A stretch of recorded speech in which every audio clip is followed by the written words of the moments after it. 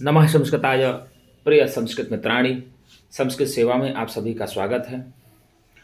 आज हम लोग पति शब्द का रूप गाएंगे। किसका गाएंगे गुरु जी?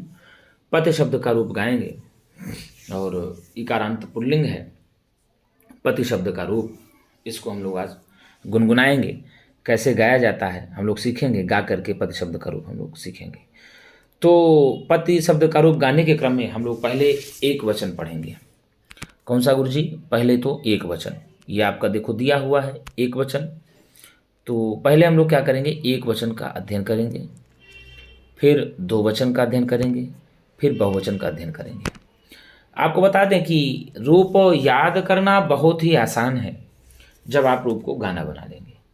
जब आप रूपों को गाना बना करके याद करना प्रारंभ करेंगे तो रूप आपको बड़ी आसानी तरीके से याद हो जाएंगे। यदि आपने रूपों को मान लिया कि हमको याद ही नहीं होगा तो फिर आपको कभी नहीं याद होगा।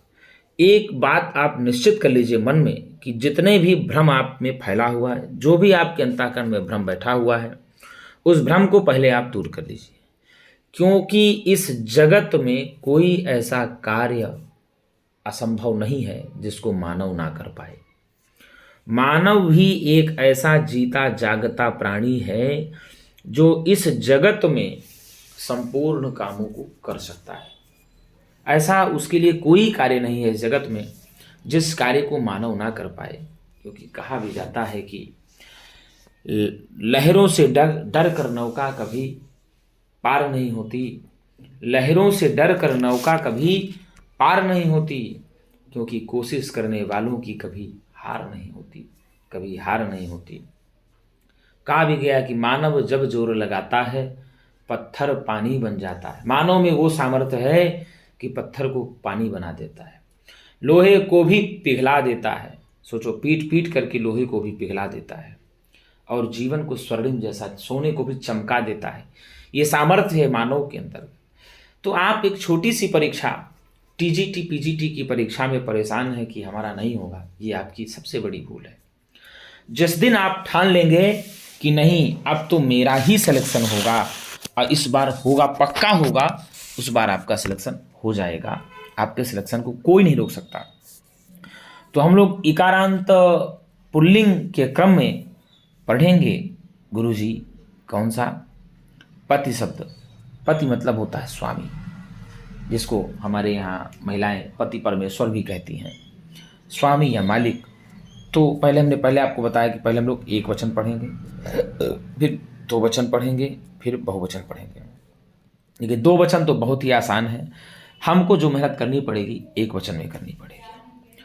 और आपको बता दें 7 विभक्तियां संस्कृत में होती हैं, एक संबोधन है और कारक 6 होते हैं संस्कृत में। तो संबंध कारक संस्कृत में नहीं गिना जाता, क्योंकि संबंध का साक्षात क्रिया से संबंध ना होने के कारण संबंध कारक नहीं माना जाता।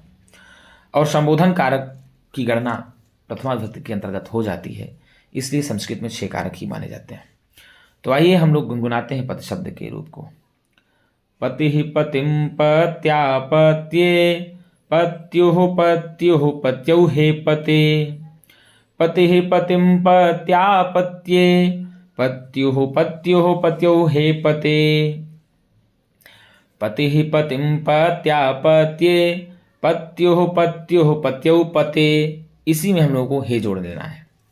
पति पतिम पत्यापत्ये पत्युः पत्युः पत्यौ पते। हे पते जिसको कहते हैं।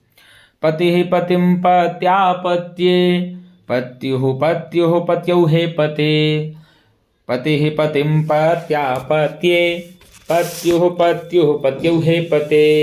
पति पतिम पत्यापत्ये पत्युः पत्युः पत्यौ हे पते। अब देखिए, एक वचन हम लोगों ने पढ़ लिया। क्या पढ़ लिया? एक वचन हम लोगों ने पढ़ा, पति पतिम पत्यापत्ये पत्युः पत्युः पत्यौ हे पते।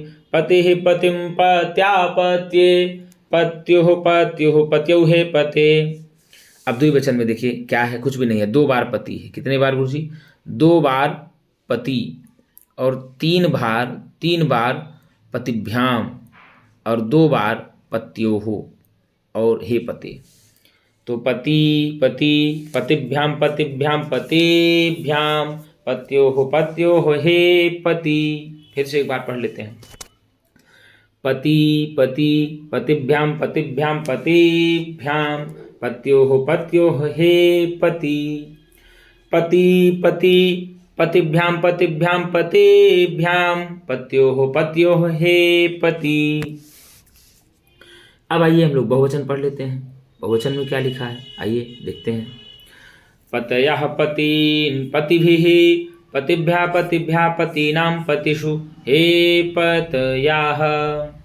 पतयः पतीन् पतिभिः पतिभ्यः पतिभ्यः पतीनां पतिषु हे पतयः। पतयः पतीन् पतिभिः पतिभ्यः पतिभ्यः पतीनां पतिषु हे पतयः। क्या कहा हमने आपको, केवल आप गाइए रूपों को, क्या करिए गाइए। और गाना में ऐसा कुछ नहीं है जो व्यक्ति से बने ना, गाना में ऐसा कुछ बजाना नहीं है जो कि बजे ही ना। गुरुजी बजाओगे तो बजेगा ही बजेगा। पतयः पतीन् पतिभिः पतिभ्यः पतिभ्यः पतीनां पतिषु हे पतयः। पतयः पतीन् पतिभिः पतिभ्यः पतिभ्यः पतीनां पतिषु हे पतयः। आइए एक बार सब मिला करके हम लोग पढ़ते हैं। पहले एक वचन, फिर दो वचन, फिर बहुवचन। पतिः पतिं पत्यापत्ये पत्युः पत्युः पत्यौ हे पते। पति पति पतिभ्यां पतिभ्यां पतिभ्यां पत्योः हे पति। पतयः पतीन् पतिभिः पतिभ्यः पतिभ्यः पतीनां पतिषु हे पतयः। पतिः पतिं पत्यापत्ये पत्युः पत्यौ हे पते। पति पति पतिभ्यां पतिभ्यां पतिभ्यां पत्योः हे पति। पतयः पतीन् पतिभिः पतिभ्यः पतिभ्यः पतीनां पतिषु हे पतयः। इसमें भी देखिए, पहले हम एक वचन पढ़ते हैं पूरा, फिर दो वचन पूरा पढ़ते हैं, फिर बहुवचन पूरा पढ़ते हैं। फिर देख लीजिए।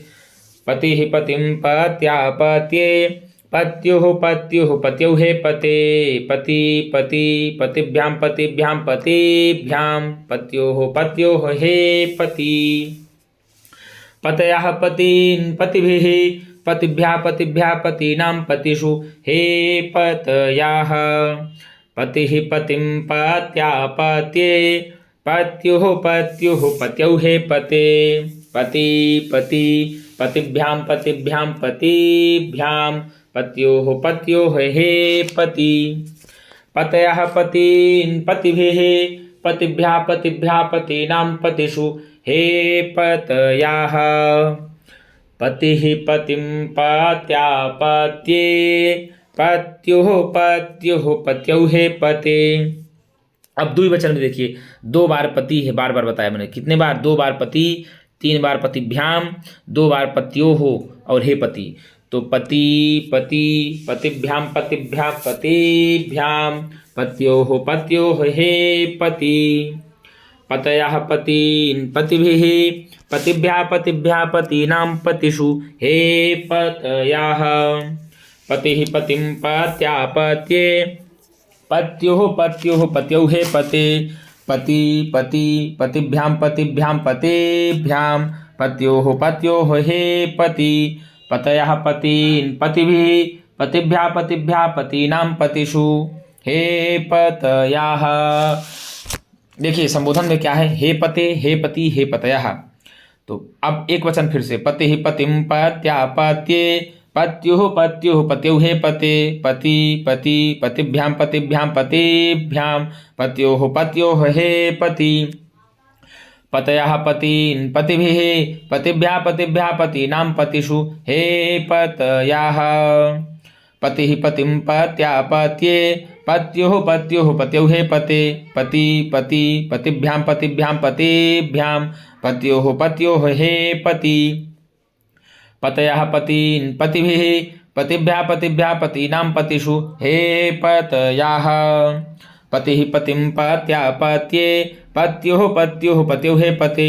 पति पति पतिभ्यां पतिभ्यां पतिभ्यां पत्योः हे पति। पतयः पतीन् पतिभिः पतिभ्यः पतिभ्यः पतीनां पतिषु हे पतयः।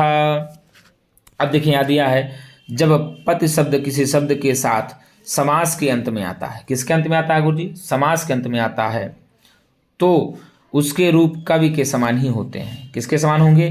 तो उसके रूप कवि के समान होते हैं, जैसे भूपति, महीपति, रमापति आदि। जैसे हमने पढ़ा था कवि ही कविम कविना कवये, कवे हे कवौ कवे, हे कवि, वही है। तो यही कहा भूपति ही भूपतिम भूपतिना भूपतये, भूपते भूपतौ हे भूपते, ऐसे रूप चलेगा। तो भाई साहब जब पति शब्द के साथ समास के अंत में आए, जब पति शब्द किसी शब्द के साथ समास में के अंत में आता है तो उसके रूप कवि के समान होते हैं, जैसे भूपति, महीपति, रमापति। कवि शब्द का रूप हमने पढ़ा दिया है, तो भूपति है, रमापति है, छायापति है, कुछ भी आएगा वो समासांत जब आएगा तो आप कवि के समान चलाएंगे। लेकिन जो पति शब्द का रूप है ये थोड़ा अलग चलेगा, जो कि हमने आपको बता दिया था। एक बार फिर से गा लेते हैं। पति ही पतिम पत्यापत्ये, पत्युः पत्यौ हे पते, पति पतिभ्याम पतिभ्याम,